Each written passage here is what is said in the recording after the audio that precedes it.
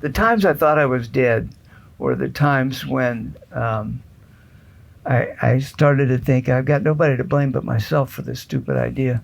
But I had one experience that it took me years to be able to explain it to myself, that took a lot of the fear out of combat.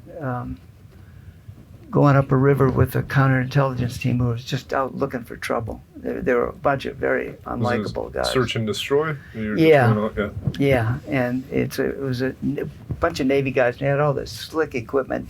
They had carbine M16s. They had smoke grenades that looked like a canister of film, and they put out just about as much smoke as the big ones. They had seismic intrusion devices. They had starlight scopes. They had... Were they SEALs or were they... They were Navy counterintelligence. Okay. It was a team of 2 Vietnamese guys, 2 Navy guys, and a Navy warrant officer.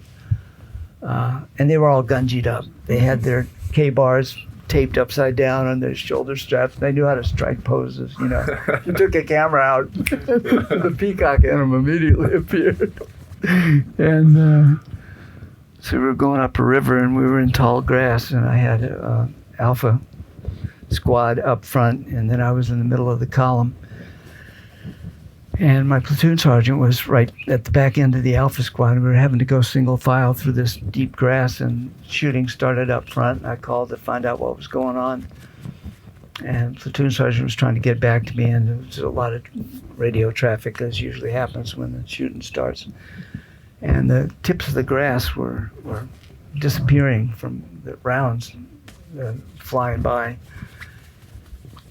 And I had the handset like this with a curly cord connecting me to the radio on the back of the radio man. Mm-hmm. And I'm yelling, what the heck is going on up there?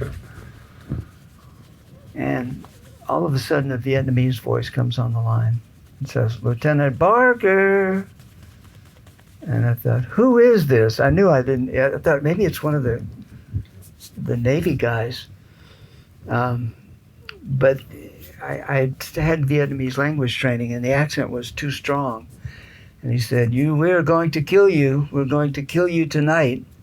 You will be dead tomorrow. And it kept repeating that, and it was, if he pressed his key fast enough, he cut out everybody else. So everybody in the platoon is listening to this. Back at the Combat Operations Center, they're listening to this. And this guy's threatening me personally. And then when he used my name, something happened, and I snapped, and I thought, I'm dead. This is way too personal.